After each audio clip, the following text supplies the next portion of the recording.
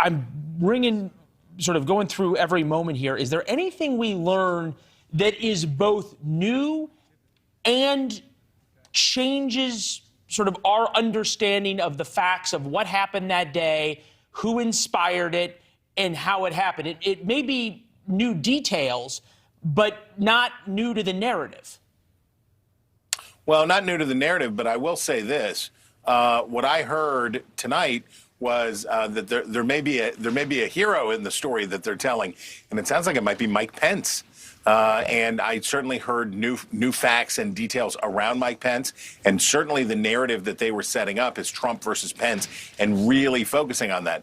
And I hate to make it political after saying about, this matters for history and all of that, but you have to think about the schism in the Republican Party and whether this is pushing Mike Pence over to the column of the Brian Kemps and the non-Trump and the anti-Trump. So when you see this division here and you see what Pence was doing, Mark Milley's testimony about what Pence was saying versus what Mark Meadows was saying, I thought was really key and really interesting. Yeah, very, very great to point out the division there in the way that we may have a profile and courage moment, perhaps, and clearly playing out when it comes to Mike Pence.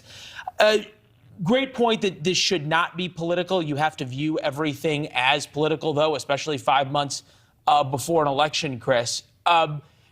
What has to happen over the next, say, couple of weeks that we're hearing this to prove the theater, the asking for prime time, the laying out of videos, this sort of theatrical production to what we saw tonight, worth it?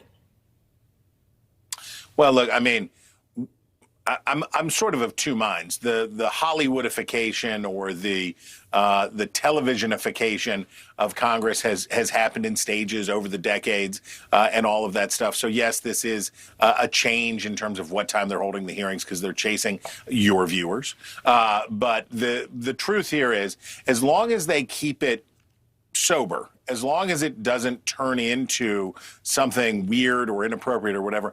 I was concerned tonight that this might be tarted up, right? That it might be too much and that they might lean on it too hard and have it be excessively emotionally manipulative. I thought, given what the range of emotions here are, I thought it matched the occasion. I thought that was okay. In terms of being worth it, being worth all the trouble, Democrats are going to believe everything that happens is going to help them not get slaughtered in midterms, right? Everything that comes down the pike, Democrats are going to say, hey, the leaked Roe v. Wade memo, maybe that will save it. Maybe if the January 6th committee really makes a convincing argument, it will change the narrative. I've read an article today, I think in the New York Times. Democrats hope this will change the narrative.